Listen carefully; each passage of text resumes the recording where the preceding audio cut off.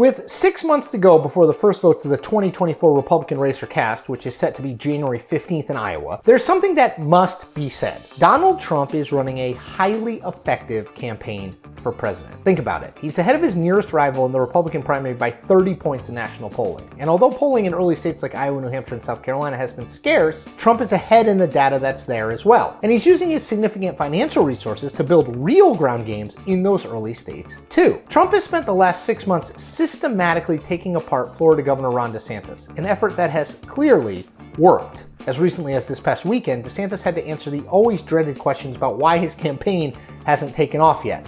Ouch. Despite being indicted twice, Trump has managed to make those criminal charges work in his favor too, insisting that the American public are truly the ones being prosecuted and persecuted. Every time the radical left Democrats, Marxists, communists, and fascists indict me, I consider it a great badge of courage, Trump said recently, adding, "I'm being indicted for you, and I believe the you is more than 200 million people that love our country." And then there are the general election polls, all of which show that nationally at least, the potential race between Trump and President Joe Biden is effectively a toss-up at this point. Now think about it. If any other Republican candidate was in such a position or close to it, both in the primary and in the general election, we would be raving about the way he or she had effectively turned what looked like a competitive primary race into a coronation. And we would be praising the candidate and the people behind the candidate. Trump, because, well, he's Trump, doesn't really get that same treatment. Because he still is a wild card as a candidate and a campaigner. Because he still says and does things that are literally the opposite of the way Campaigning 101 would say to do it. Because, well, he is under not one, but two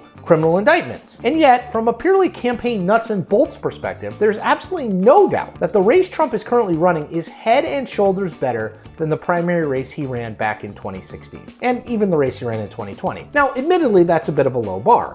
Trump's 2016 campaign and the people who populated its upper echelons were the equivalent of the Star Wars bar of political operatives. They were, by and large, cast-offs, has-beens, and never-weres. People who couldn't get a senior role on any other campaign and so were left kicking around when Trump went hiring. The campaign was disorganized, it was fractious, and it was unprofessional. It regularly made news for its infighting, its narrow-mindedness, and its lack of any sort of organizing principles. In that race, Trump won in spite of his campaign, not because of it. Now, all of that drama and disorganization is gone, and that's thanks to the twin heads of Trump's 2024 effort, Chris Savita and Susie Wiles. Now, both of them are longtime political operatives. Savita came to national prominence running Swift Boat Veterans for Truth in the 2004 campaign, while Wiles has been a fixture in Florida politics for decades. Fun Susie Wiles fact: she is the daughter of legendary NFL announcer Pat Summerall. I told you it was a fun fact. And unlike the vast majority of Trump's 2016 staff, both Wiles and Savita are serious people with track records of success. And both have had successes before and entirely separate from Donald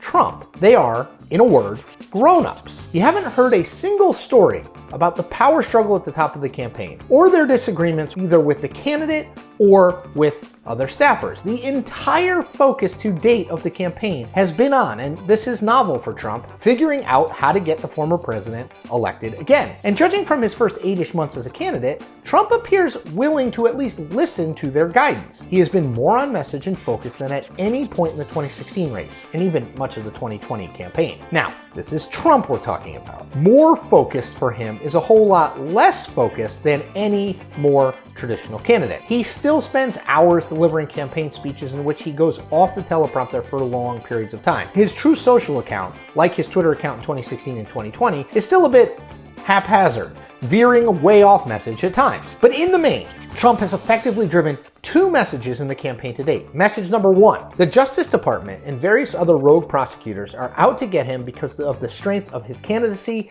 and the threat it poses to them. And number two, Ron DeSantis is a terrible candidate whose entire career is due to Trump endorsing him in the 2018 Florida governor's primary. Now, both of those messages have successfully sunk into the Republican electorate and sunk deep, which means that Trump is winning. It's easy to focus on the DeSantis disappointment or the slow to start campaigns of people like Nikki Haley and Tim Scott when we're talking about the 2024 Republican race. And those are stories worth pursuing. But here's the so what. Trump has done a lot right so far this year to consolidate support behind his candidacy. He looked far more vulnerable to a primary challenge in January than he does today. And that is a credit to the very solid campaign he's run.